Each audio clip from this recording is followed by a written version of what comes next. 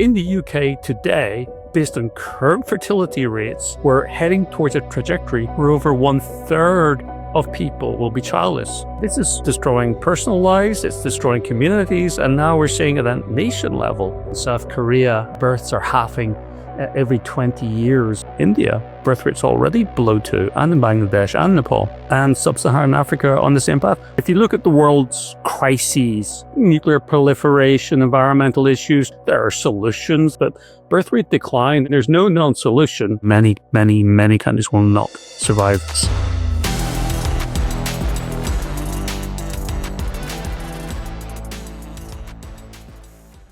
Here at Spiked, we promise we will always defend your right to freedom of speech. Unfortunately, as long as Britain has the Online Safety Act, there's a hell of a lot on the internet that's been hidden from you right now. But what if I told you there's an easy, simple way to beat the censors? The good news is that thanks to our partners Private Internet Access, or PIA for short, you can access tons of content that the government doesn't want you to see. PIA is the VPN I use and trust. In case you don't know, a VPN, or virtual private network, is an app that hides your IP address and safeguards your internet connection through an encrypted tunnel. Whenever you are browsing online on an unprotected device, your device is transmitting a lot of information out into the open, which can be seen by multiple parties before it reaches the website you're trying to visit. Instead of giving away your personal information and location to the world, PIA lets you change your IP address to one of 91 countries. This means you can gain access to websites and services that are only available in those locations. And it's not just that. Did you know that streaming services like Netflix and Prime Video have huge catalogs of content, but you can only access a fraction of it from your own country? Using PIA to change your location opens up a whole new world of streaming. I love it. Paying for Netflix without using PIA is a bit like paying for front row seats at the cinema but being forced to sit in the hallway. I also use it all the time when I'm traveling to catch up with what's going on at home. Because PIA is available for all platforms, I never need to worry about my safety or my privacy. It works on Windows, Apple Macs, iPhones, Androids, and more. Even better, you only need one subscription to protect yourself across all the devices you own. So, sign up now to the world's most transparent VPN provider and take advantage of our special offer. Viewers of my show can get 86% off a subscription to Private Internet Access. That's just £1.67 a month. And you also get an extra 4 months thrown in completely for free. To take advantage of this incredible deal, just go to piavpn.com/Brendan. That's piavpn.com/Brendan. Signing up is totally risk-free. There's a 30-day money-back guarantee and 24/7 customer support. You won't regret it. Sign up now at piavpn.com/Brendan. Hello, welcome back to the Brendan O'Neill Show with me, Brendan O'Neill, and my special guest this week, Stephen J. Shaw. Stephen, welcome to the show. Thank you. Appreciate the input. It's wonderful to have you on. Some listeners will be familiar with you for your work as a demographer in particular. You've also made documentaries about this question, and you've really been weighing up the collapse in birth rates. And I've been reading a lot of your commentary on this and listening to your commentary as well. And I find this topic fascinating. It's not a topic I understand particularly well, so I'm very happy to have you on to grill you about it. I guess to kick off, I want to ask you, a broad question, which is how bad have things got? I mean, for the past few years, we've heard constantly about overpopulation. And in fact, I've been involved in numerous debates over the past 20 years about the so-called problem of overpopulation, which I've never had much truck with. But now we're hearing about actually a different problem, which is collapsing birth rates. So how bad have things got? I couldn't imagine I couldn't imagine it'd be any worse, frankly. I've been studying this day and night, almost literally, 365 days a year for 10 years. And the sole reason I've devoted myself to this topic and nothing else is we're only scratching the surface, and we don't even understand. We don't really fully appreciate why it's happening. So that, for me, puts it in a category of its own. I mean, if you look at the world's crises, however you define that, some people would have said overpopulation. That's really a misnomer today, given the trajectory. But nuclear proliferation, environmental issues, those are all things you can sit down and have a conversation about. And there are solutions that, ultimately could work for many of those, most of those. But birth rate decline, there's no known solution. And on that definition alone, given that no nation in history has been known to recover from this, this is in the category of 1 in terms of how bad it is. Yes, that's a very sobering observation that, no civilization before ours has recovered from, a kind of catastrophic drop in birth rates. That's something worth bearing in mind for this discussion. So let's kick off with the UK then. Let's talk numbers, I guess. And what is happening in a country like Britain? I mean, maybe this is too much of a layperson question, but how many kids are British people having right now in comparison to the past? What has happened there? And that is precisely part of the issue, if I may, Brandon, because we're not asking the right questions. Of course, your question is a great question. I just need to refine it. And when we refine it, we start to understand things that I think have been largely hidden up until now. So there is no such thing as the average person, the average woman. If there ever were, the average woman, ceased to exist, as it were, in the 1960s. And maybe around that time, most women were marrying, most women were starting families around the same time, and most women were going on to have probably within a range, a pretty consistent number of children. We're in a different world now. So if I take mothers, for example, so those who have children, of course, I'm not counting all women. If we take mothers, the average mother in the UK in 1970, over 50 years ago, 2, maybe 3 generations ago, was having exactly the same number of children as mothers today. 50 years of huge cultural shifts, educational shifts, particularly in the case of women, career opportunities, changes in the UK, certainly multiple governments, and here we are mothers throughout all of that time. We're having 2.2, maybe 2.3 children. So mothers are remarkably resilient. And we see the same thing in Japan. We see the same thing in most nations. And in the case of the US, we see the number of children mothers are having increasing. So then we need to put that aside. I mean, to look at something else. In 1970, most of these nations saw levels of childlessness of certainly less than 10%, 5% in some cases. Almost everybody was having children. Of course, times changed, and autonomy is a great thing in terms of those. I support those who choose not to have children 100%. That's about 10% at most of women, similar number for men. It's the 90% I worry about, because in the UK today, based on current fertility rates, we're heading towards a trajectory where over 1/3 of people will be childless.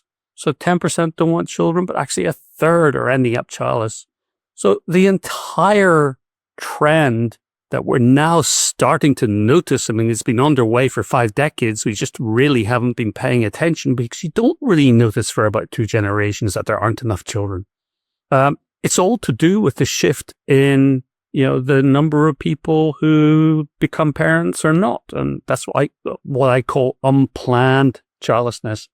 Those people who assume, want, delayed parenthood, and then find out, usually, mid-30s, what went wrong. I'm not with the right person, or it just didn't happen, or my partner's not on the same page, or there's a divorce, or all of those reasons. So we're looking at a trend globally driven by unplanned childlessness.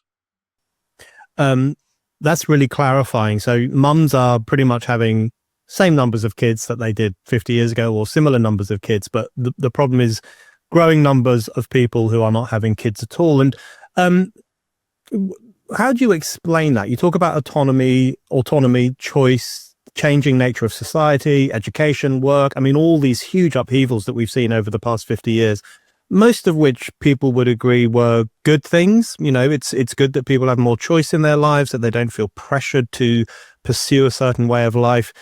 But it's unquestionable, not least from what you've just said there and some of the work that you've been doing, that there are downsides to this as well. How do you balance that out? How do you balance out recognizing that it's good that people are the masters of their own destiny. But at the same time, there are social consequences that we need to talk about. Well, I think you can only be master of your own destiny if you're fully informed of the facts as to the decision, the choices that you're making. And that's the heart of the problem here. People actually don't know the brevity of the fertility window. And, we're very good at teaching young people, rightly so, I think, about how to avoid pregnancy, at the wrong time. Globally, that's taught. But then we stop there. We don't say anything about this window. Now, the window affects men and women. Men seem to think they've got so much longer. Technically, yes, but they still need to find a younger woman able to have children. So it affects everybody. Now, in the case of women in the UK, when I ask people, at what age do you think that a woman without children would have a 50% chance of ever becoming a mother? The answers I usually get are between 35 and 40. 50% chance sounds about right to people. It's actually age 28 in the UK. In Japan, it's 26. And, in fact, I haven't come across a nation where that age is more than 30 anywhere. Now, this, is something that is easy to check. The fact that we are so out of tune, that young people are out of tune. And why? Because we're not giving them the information to make fully informed decisions that, turn 28 in the UK, the chance of you ever becoming a mother is 50-50. And, I get all sorts of reactions, surprise. I hear horrendously sad stories from people who didn't know that and ended up childless for life. The term that is used often by people is grieving the children they never had. So this is not a small topic. This isn't the case of, what does it matter? No, this is destroying personal lives. It's destroying communities. And now we're seeing it at nation level. It's having a tumultuous effect on all sorts of socioeconomic realities that we haven't really started to think about in full yet. I want to talk about the enormity of it, of the problem that you have drawn attention to, and kind of moving beyond the numbers to a certain extent to look at the social consequences. But having said that, I want to ask you a little bit about numbers to get into that. You wrote a piece for The Spectator, which had this incredibly eye-catching opening paragraph, which really did grab me by the scruff of the neck. And I'm sure it had that impact on other people as well, where you talked about how births in the UK are halving every 55 years. And if current trends continue, but then by 2080, Britain will need only half as many neonatal units, kindergartens and primary schools as it does today. I mean, that is almost unimaginable in terms of the social consequence of the problems that you're talking about. So give us a sense of what you think this means for society. If birth rates continue to halve in the way that they have been, and I know in other nations they're halving even speedier than in 55 years, what are the consequences of that kind of development? Yeah, you're right. And in a sense, I look at today as this is the good old days, when we still have most of the schools and communities that most of us perhaps went to ourselves, or that, we've become accustomed to as part of our neighborhoods.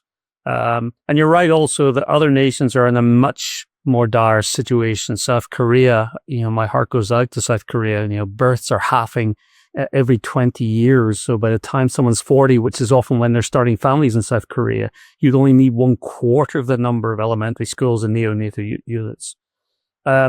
You may know that I'm from the UK originally a long time ago, lived in the US a long time, and in the past 8 years I've been living in Tokyo in Japan. And I went there to research this because I wanted to feel what it's like to live in a nation that's really at the cutting edge of this. And it's just harrowing because, sure, right in the center of Tokyo, you would never notice this. In the center of Kyoto or Osaka, you would again never notice. The streets are crammed, the streets are busy, the train systems are still overcrowded. But you don't have to go far into the suburbs where you'll find hollowed out suburbs, hollowed out communities. Well, take a school away from anywhere, and the community around that collapses. Why collapse? Because young parents or potential parents move where the schools are and then move again where they are and again and again. And what you're left with are areas with too much housing where, frankly, nobody really wants to live. Why? Because there's no community. And who does live there? The older people who can't afford to move because the areas where the younger people are going, where the jobs are, in other words, where the schools are more expensive and more expensive and more expensive. So the idea, I get people thinking, well, there'll be some good things out of this that, you will be able to have more space. Doesn't work that way. What happens is that parts of societies are left to decline. Buildings aren't repaired. Streets aren't repaired. We can't afford to maintain the street lighting. Vermin appear. And I know all this because while I was in the US, I spent 7 years living in the suburbs of Detroit, Michigan. Detroit, wonderful people, beautiful city. But the center back then, 10 years ago, I mean, this was a city built for 2 million people that was hauled out and ended up with only 700,000. Very different reasons. It was to do with the auto industry moving out of the city. But it decimated the city and it went bankrupt in 2013. I believe it's still the largest bankruptcy in U.S. history. They couldn't have, while I was there, areas were unsafe to go into. The issues with, the city didn't even know how many functioning streetlights it had. Why not? Because it was too dangerous to go out and count them at night.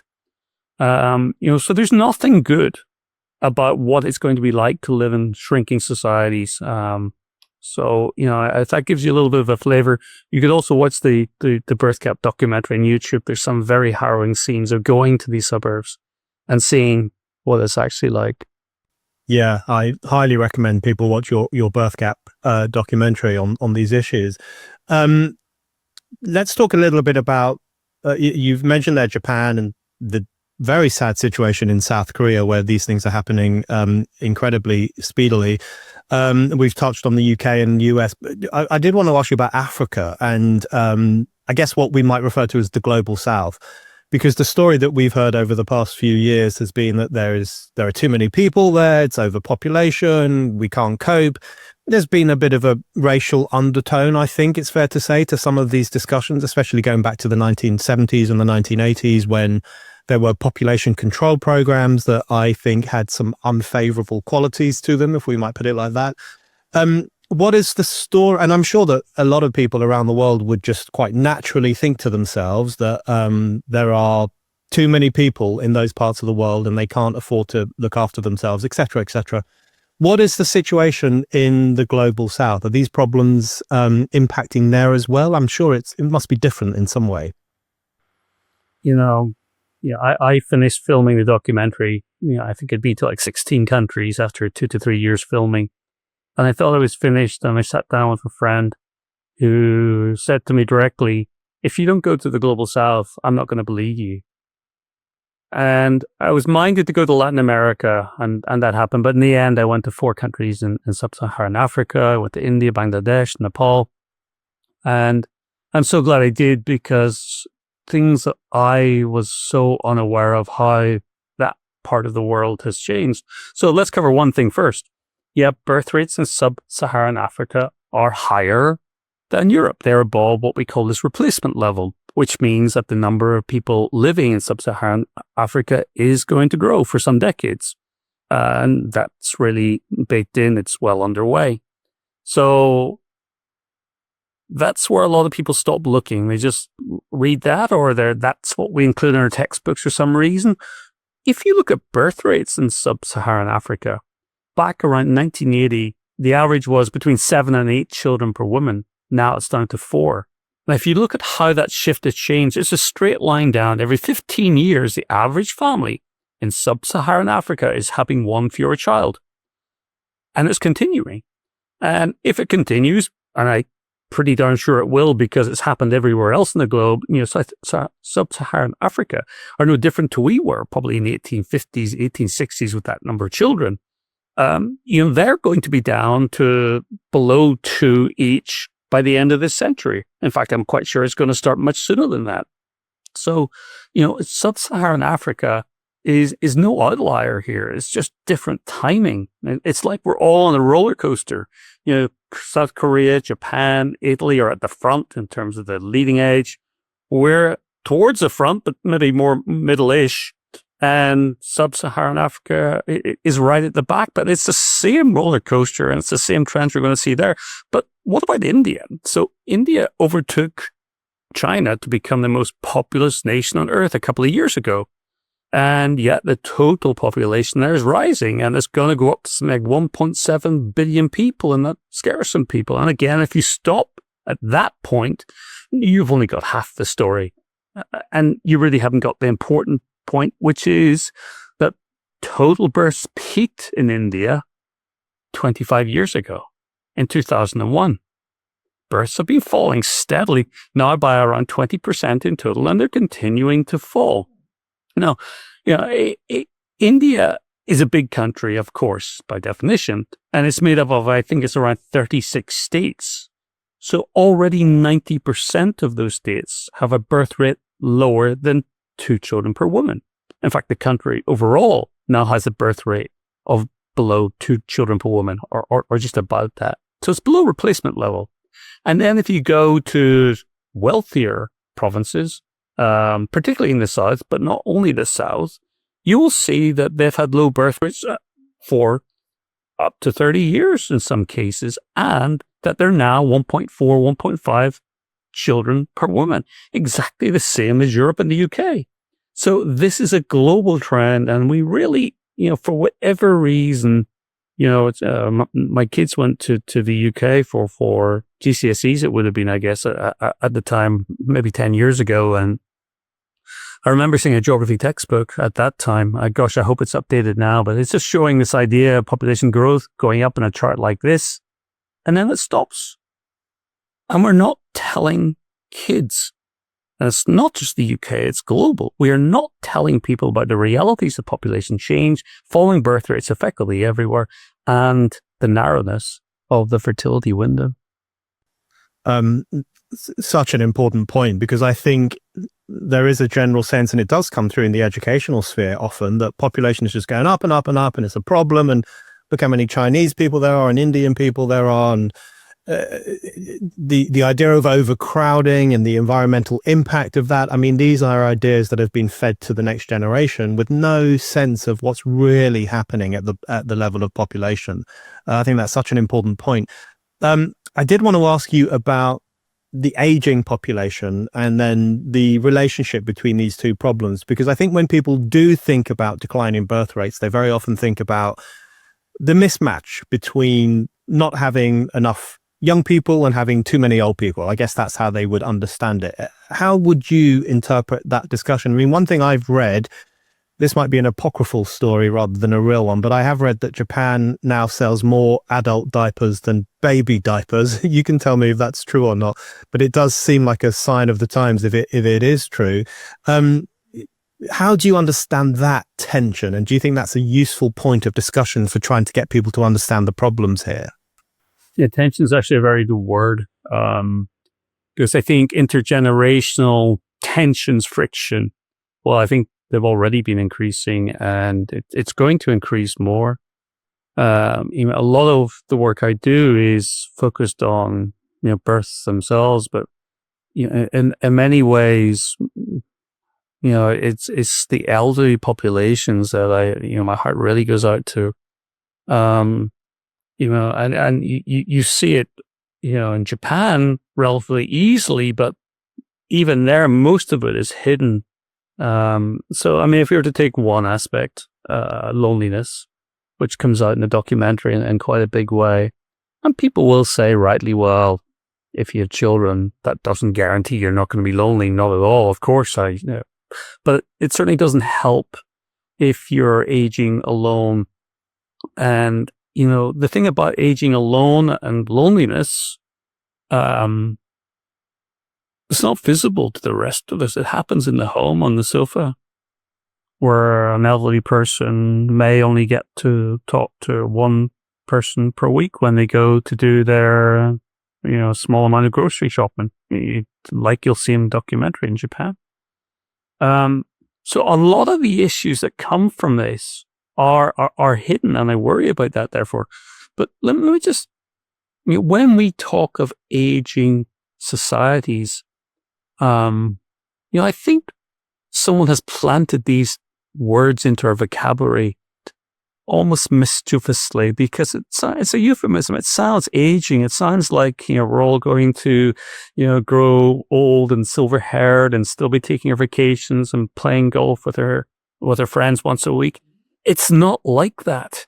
It is absolutely not like that. You start losing your friends. You start the friends lose abilities to do things, and simply the life changes when you're older. So if you go to suburbs like this, it's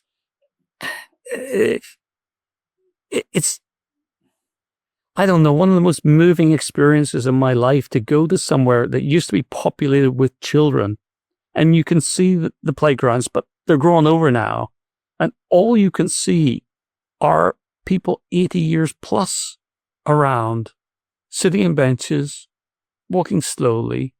And in an area of Tokyo, for example, where there are 10,000 apartments that used to be owned and lived in by young families, we've got footage of what it used to be like. When you go there now, and the only store that's open left, the only shop that's open is a chemist, a pharmacy. And even the chemist himself and his wife that run it are over 80 years old. And you realize that the idea of an aging society, there's nothing graceful about it, for a few very lucky people, maybe. So again, if you put this all together with these communities where the young people that are left, this shrunken number of young people, leave to where the schools are, the jobs go there too, and we're left with these hollow out communities. I'll give you another example from Japan, of a little rural village I went to. I knew what it would be like before I went there. But they had once a year put on this art event, because it used to be quite famous for pottery, and artists from around the world still come there to kind of spend a week or two in summer, doing what they do, ceramics. And I spent a very nice weekend there. They converted the former elementary school into a dormitory where I stayed, because there's nowhere to stay and they didn't need a school anymore. And I found, there's a cafe, and I drove past this cafe and it looked quite nice. And I asked about the cafe. It's a cafe, at least there's a heart to this town. It opens once a month. Once a month. And that's it. That's the social life for the residents who are in that town when the artists are not there. Of course, there's many other towns who don't have an art event like that. So it's hard to think about when we live in communities that appear too busy, when we see population in our neighborhoods challenged for different reasons right now. It doesn't feel like there are fewer people. In fact, in the UK, there are not fewer people yet, but it's baked in, the path we're on. That's an incredibly sad picture that you paint, but an essential one for people to grapple with, I think. One small resolution I made a few years ago is that if an older person engages me in conversation in a supermarket or a cafe, then I should always engage back, because that may well be the only conversation they have that day. And this is the reality, that when you have not just an aging society, as people refer to it, but a society in which older people often live cloistered, lonely lives. And that is one of the realities of the problems you're talking about. Another issue that pertains to this is the immigration question. And I did want to ask you how you think that feeds into the way in which you want to talk about this issue, because an attitude that many decent Brits will have, as you say, a lot of Brits will not feel that the country is, that there is a population problem. In fact, they will feel that things are overcrowded. They can't get on the bus. They have to wait ages for a GP's appointment. All the problems that listeners will be familiar with. And they will often say this is a problem caused by immigration, the great movements of people that we've seen in the world over the past 10 or 20 years. And then, of course, another aspect of this discussion is that you will often hear from the left that we need lots and lots of migrants to come into the UK, precisely because we haven't got as many young people as we would like to have, or we've got an aging population. I mean, Zach Polanski of the Green Party infamously said on Question Time, who's going to wipe our bums? That's essentially what he was saying. If we don't have these migrants coming in, who will look after us when we get old? How do you see that discussion? How useful is the immigration mirror in terms of understanding some of these problems? Well, what I learned on my travels is there's a very dark side to migration. I hadn't even been thinking about it. I'll come to that in a moment. Just to cover, first of all, I don't take a view personally on whether immigration is a good thing or a bad thing for a given country. I do research, I give talks, I meet policymakers around the world, and some nations are pro-immigration and others are not. Japan's not pro-immigration, nor South Korea, nor Hungary, for example. I believe it's up to every nation to make its own decision on that. But if you think that migration is a solution to the birth rate crisis, I will absolutely tell you you're wrong. They're two separate issues. And there's a crossover. And again, with a blinker view, if we just look at the crossover, which is, yes, we need more workers for the NHS. And I had a relative in hospital in the UK recently, and it was wonderful to see, medical staff from around the world there. And without them, I can't imagine what, it would have been like for my relative. So no question, but the dark side is if you go to the countries where these people are from, and you see these hollowed out communities of not just the bright people leaving, not just brain drain, but often brawn drain as well to go and work overseas. And then you talk to younger people there, and then you talk to young people there who are saying quite simply their dream for the future is what? If you go to these countries where doctors come from, where workers come from, and you find these hollowed out communities, and the young people there, well, they've got a dream to leave.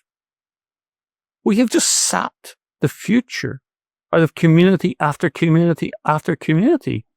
And, I went to Nepal and, went to talk to the head of demographics, professor at the largest university in Kathmandu. And all he wanted to talk about is, when are the people going to start coming back? And what are the old parents doing? Sure, they're being sent what are called remittances back. People, oh, that's great. Money. Old people don't want money as much as company and care. And again, I filmed this. I filmed old people, and, sitting in the Himalayas, just miserable. And then two young women in Ethiopia, aged 26 approximately. And they were single, which to me I thought was quite unusual. And, sub-Saharan Africa, I assumed people would be getting married at a younger age still. And, why hadn't they married? Well, they wanted to marry in Italy. So they're putting their lives on hold in the chance to come to Italy because of the dreams we've given them. So we're basically devastated. Zach Polanski, I don't know him personally or much about him, but a comment like that without putting your hand up and saying, actually, if I'm pro-migration at these levels to replace birth rates, to replace jobs, I'm at the same time saying I don't care about their home communities. And that's wrong to me, very wrong. But just most of us haven't thought of it this way. Now, the numbers are something else we need to look at here, because if you get over the morals, let's say, of taking people from the home communities, you still have a problem of migration. Well, you see, countries like Japan with low immigration have, soon will have a shrinking number of older people. Why? They didn't bring immigrants. So the total number of older people in Japan will shrink. So as the country shrinks, not uniform, but they can see an end to the 2 million plus, people of every single age group, that they currently have. The number of births in Japan is around 700,000 now. And, the whole country will, not in an elegant way, but it will nonetheless settle. But if you're using migration to replace birth rates, of course, migrants need to be taken care of when they get elderly. They need social services. They need all of the things. So basically, the number of older people will not reduce. And that's what's happening in Europe. Basically, we're bringing people in who will get older. And so what do you then do? Well, you need more migrants. And then what do you then do? So when people are saying migration is a solution to low birth rates, what they really mean is perpetual, never-ending migration is the solution. And then you go back to what I just said about a little earlier about India. Birth rates already below 2, and in Bangladesh and Nepal. And sub-Saharan Africa on the same path. Where are these people going to come from? So at best, it's a very short-sighted strategy. And again, we need to make fully formed decisions. And in this area, I'm not even sure policymakers would be fully informed about the rapid shifts that are going on. Certainly, most people are unaware that migration is at best a short-term fix, ignoring the consequences for their homelands. Yeah, I think that's really well put. And this treatment of the global south, almost like a finishing school for servants who can come over here and serve us our coffee or look after us when we get old. There's something so kind of disdainful about that in terms of how it views those nations themselves. I think I've always found that quite an ugly approach to those nations. I did want to ask you about, I guess, a bit of a more philosophical question, which is, again, just going back to the cause of some of these problems of halving birth rates and the birth gap problem. You talk about the huge changes we've seen in society over the past few decades in terms of choice and autonomy. Do you think there's a cultural contribution as well? I guess what I mean by that is it possible that there's a kind of civilizational problem here as well, where, you know, if you live in a culture that is not particularly confident, not particularly proud of itself, not particularly proud of its history, that could have a drip down effect of, I guess, discouraging the idea that you have a responsibility to replenish that civilization or to contribute to it in terms of creating new life. Beyond the kind of increase in choice, is there a kind of civilizational dynamic to this reluctance, I guess, or to, I guess, to the problem of unplanned childlessness, as you call it? Is there a civilizational factor too? I think a lot of the issues we're seeing in societies, and there are many, particularly the younger people, are actually consequences of the re-engineering of our societies to deprioritize parenthood. And yeah, I'll cover that in a moment. I just want to cover first the concept of choice. Choice is a good thing. And I did mention before that, you know, the choice is really not well understood at the moment in terms of there's a fertility window, so it needs to be fully informed. But there's another key point here as well when it comes with becoming a parent. Even fully informed, you can make a choice today. Most nations, you can make a choice not to become a parent. That's a choice, you know, we have. You don't get to make a choice to become a parent. No one does. You get to make the choice to want to be a parent, to hope to be a parent, to intend to be a parent. But to become a parent requires certain other things. A partner, usually, and that's uncertain. And biology, and certain other things as well, you know, having some form of roof over our heads and some, you know, stable income, etc., etc. So the idea that autonomy, you know, even touches that second part of this, I guess it's a coin, you choose not to, but the other side is actually, you know, like a lottery. So, you know, you either play the lottery, and most people succeed at that, but increasing numbers, we heard, don't. So in that context, I think back to the civilizational thing, and sharing some more numbers with you if I can. There's a number of common trends that have happened: Japan, Korea, Italy. In fact, all of them share mothers having around the same number of children as decades ago, increases in childlessness, often linked to periods of vulnerability, like the mortgage crisis in 08-09 affected many countries. The oil shock in the early 70s affected the UK, started to see people doing what what do those vulnerabilities cause? Delayed parenthood. People start having children a little bit later. And in the case of Japan, one of the case studies that I've written in my research is at the time of the oil shock, if you already had a child, you went on to have 2, 3, 4 children, just like, the generation or the peers above you, if you like. Now, one thing changed. Those people who had not yet started a family, vulnerable times, what did they do? Delayed starting that family.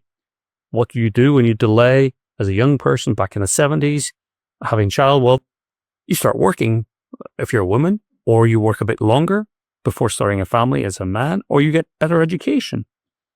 And if you map this back to the 70s, US too, when this delaying of parenthood started to creep in, people started to study longer, people started to work longer and have a child later. And often that was fine, because if you're delaying having a child at age 21, you're probably still going to be able to have a child 24, 25. The relationship may be different. Not everybody will, but you can see this in the data, just waves of people delaying parenthood. We're now in a position where the average age of motherhood is around 30 in most nations, 32 in others. We're no longer in a position where people can delay and expect to become parents. You're at it's the last chance already in terms of biology and all the other factors that need to come together. Now, your question was really about culture. Have other cultural things really crept in? Well, what do you do today if the average age of starting a family is 30 and you're 18 in high school and quite like one of your classmates? You're probably not thinking they're the person you're going to settle down and have a family with. I don't know when, probably at college age too. It's probably mid-late 20s before you start to take maybe relationships seriously. And even if you wanted to take it seriously, you might get a different reaction from your love interest, who's going to tell you you're mad even to talk about children at those ages. We've created these societies where the normative state is to do other things, not even think about children until late 20s at least. And I think in that context, then for sure, civilizations have changed, cultures have changed, and maybe some of those things are good, but I'm not seeing many of those. Okay, speaking of, just a couple more questions for you, Stephen. Speaking of civilization, you said that, previous societies have not survived dropping birth rates like the ones that we're currently seeing.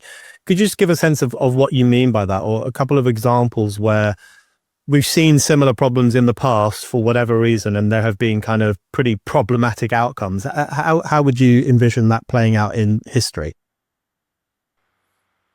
I wish we had more data to be more precise than I can. We've got so much data, and I should say that we don't have enough data on men, by the way, today. We've got all this data on mothers. Why? Because from hospital records, birth records. So in my research, I use data on over 300 million mothers. But we are left with certain evidence that's very clear. And if you go back to the Romans, and I've been interacting with a number of academics specifically researching in this area where, well, first of all, we know that birth rates were low because Caesar Augustus got up in the Senate and made a speech, supposedly, saying, where are future Romans going to come from? Are they going to spring up from the ground? They then implemented taxes on the childless and those with only one child, taking away pension systems as well. And then we know from literature at the time that it was a known thing for younger people to befriend older men who had no children to hopefully inherit some of their fortune. We know the Romans had low births. We know policies were implemented, and there's no evidence they worked. And what happened to the Romans? Well, they faded away. And it's not my expertise, but I know experts really are generally accepting of the fact that low birth rates were one of the key factors in the demise of the Roman Empire. Others say the same for the Greeks. I think we've had around 50 civilizations, in terms of humanity. And it may well be that the predominant reason we all fade away is not a war, not a plague. Those are temporal things, shorter term things that if society stays the same after that war, after that plague, those who remain will continue to do what they did before, which is get married at a certain age, have that certain number of children, and things will, build up again in most cases. So, wars and plagues don't really necessarily, to me at least, explain civilization decay, civilization ending. But low birth rates absolutely do. You just fade away because, this is a key point. I think some people, I don't do a good job explaining it. The reason schools keep halving, reason this process goes on and on and on, is that the next generation will produce fewer potential parents to have, again, fewer children. So you end up then with fewer future parents.